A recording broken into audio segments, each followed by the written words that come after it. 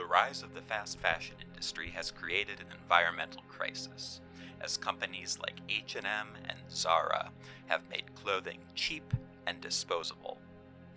According to Rethread DC, the average American disposes of more than 70 pounds of textiles annually, and textile waste makes up about 5% of the waste stream in Washington, D.C. alone. As textiles decompose in the landfill, they release methane into the atmosphere and leach dyes into the soil and water. This isn't the only impact that textiles have on the environment. The textile industry is the world's second largest polluter, only topped by the oil industry. 1/5 of the world's water pollution comes from textile factories alone, and they also contribute to ground and air pollution. As long as this model remains profitable, the corporations that profit from it are not likely to change. Although the fashion companies occasionally will make appeals to their customers' environmental consciences, this rarely amounts to more than just greenwashing, where corporations make minuscule changes to the supply chain or launch these half-hearted recycling efforts and then pass them off as some sort of a huge triumph.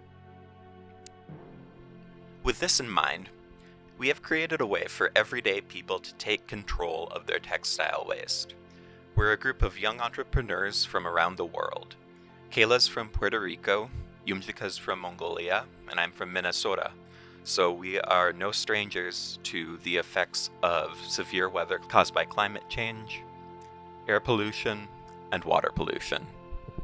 Our company, Zulun, was founded last year with the goal of recycling post-consumer textile waste into household goods. Through exploring existing recycling systems, we have found that people in urban areas are accustomed to weekly recycling, and they view it as a habit instead of as a chore.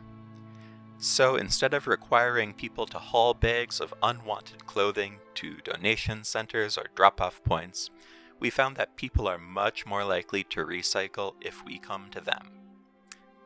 It's just like regular curbside or alley recycling. You will receive a canvas bag that you can keep indoors, either in your closet or to line another container or something like that. Once it is full, you can put it outside with your recycling bin on your normal recycling day. If the bag is in good shape, we'll just leave it for you to fill again. Otherwise, your old bag will either be cleaned and reused or recycled, and you'll receive a new one. Now, you can think about your textile footprint just like you think about your carbon footprint. Right now, the average American's textile footprint is about 70 pounds per year. But let's take a closer look at that. Imagine that you have an old ratty pair of jeans. You can throw them away, or you can donate them to a thrift store. However, it is most likely that a thrift store will be unable to sell them and they'll just throw them away. Either way, that pair of jeans is going to the landfill. Now, let's imagine that you recycle that pair of jeans.